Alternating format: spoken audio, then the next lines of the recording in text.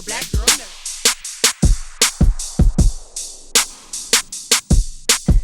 Thank you for carrying the torch for us middle-aged people who played games growing up. So we're going to have a bridge of young people who are seeing it and people my age who are looking for the purest things. How would you describe this stop in the Sonic universe? I mean, I think it's great. It was really surprising to me. You know, I grew up playing the game and games way before that, right? I started with Atari and television and Super Mario, and then Sega came along with the Genesis, and it was Sonic and the side-scrolling games, and it just was. I grew up in the video gaming era, right? With the birth of it all, and so it was a huge part of my upbringing, but my childhood. So it's a pretty special thing to be a part of, seeing this iconic character come to the big screen. But I think I'm like, do people still know who that character is? There's so many other things out there now for the young generation. And I was super surprised at how passionate this and how huge the fan base is.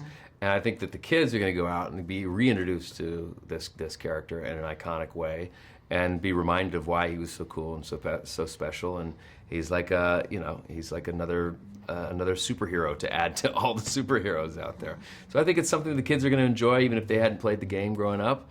And the adults are going to get the kick out of watching Jim Carrey have a blast again, and seeing the video game character they grew up with come to the big screen.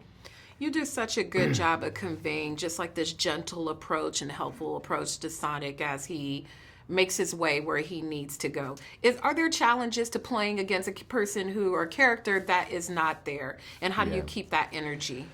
Yeah, well, I mean, it's not what you're used to. With like you do scenes with other actors, and you kind of you get their take on it. You look them in the eye, and there's a synergy there, and there's a real kind of magic that happens and a rhythm that happens when you're with another person. So the challenge is to make sure that kind of chemistry and natural banter and back and forth still feels organic and real with nobody there.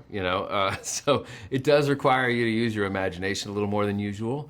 But I've had great people opposite that would read Sonic's lines if Ben wasn't there, so that it just felt like it was a real budding friendship, But yeah, you're looking at a piece of tape or a stuffed animal, or if you're holding him, you're holding like a blue sandbag, so it looks like you're holding weight. But I like those challenges. I like seeing the sort of hybrid movie where you see live action fusing with animation. So as a gamer, I'm glad you said you were a gamer. So I'm going to give you 2 truths and 1 lie about Sonic the Hedgehog, and you tell me which one is the lie. Number 1, Dr. Robotnik is featured in a spin-off game called Mean Bean Machine. Number 2, before the Sonic the Hedgehog game, Sonic appeared in a racing game called Rad Mobile.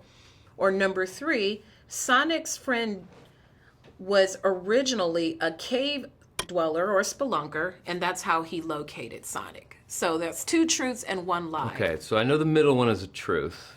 Am I right there? Yes. Okay. I would say the cave dweller was the lie. Ding, ding, ding. Did I get it right? Thank you. Very good. You got it better than Sonic down the hall there. He didn't get it. Oh, well, who's the fraud now, Ben? Thank you so much. You got it.